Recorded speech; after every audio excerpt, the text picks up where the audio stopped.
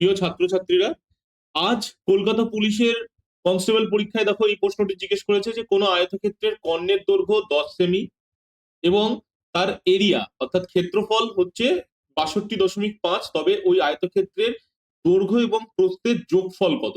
দৈর্ঘ্য এবং প্রস্থের যোগফল।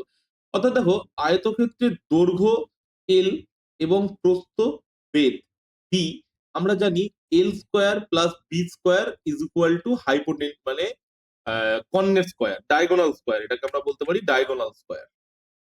ঠিক আছে, লম্ব স্কোয়ার প্লাস ভূমি square is equal to hypotenuse square, যেরকম হয় সেরকম লম্ব স্কোয়ার, দৈর্ঘ্য স্কোয়ার প্লাস প্রস্থ স্কোয়ার ইজ ইকুয়াল টু কর্ণের স্কোয়ার।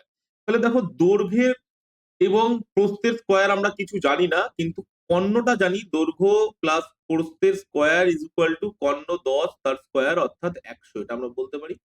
ঠিক আছে, আবার একই রকম ভাবে আমরা বলতে পারি দৈর্ঘ্য গুণ প্রস্থ মানে এরিয়া, যেটা হচ্ছে আমরা বলতে পারি 62.5।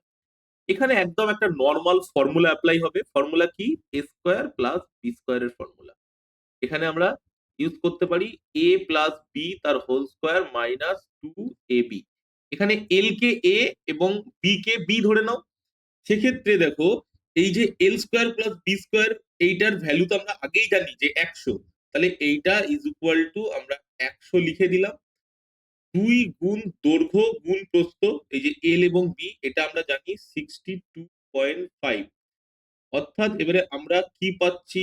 দৈর্ঘ্য প্লাস প্রস্থ তার হোল স্কোয়ার মাইনাস, এখানে দেখো আমরা এটা ক্যালকুলেশন করলে দৈর্ঘ্য প্লাস প্রস্থ তার হোল স্কোয়ার, এটা হয়ে যায় 125। 62কে 2 দিয়ে, 62.5কে 2 দিয়ে গুণ করলে হয় 125, যেটা ওদিকে গেলে যোগ হয়ে যায়।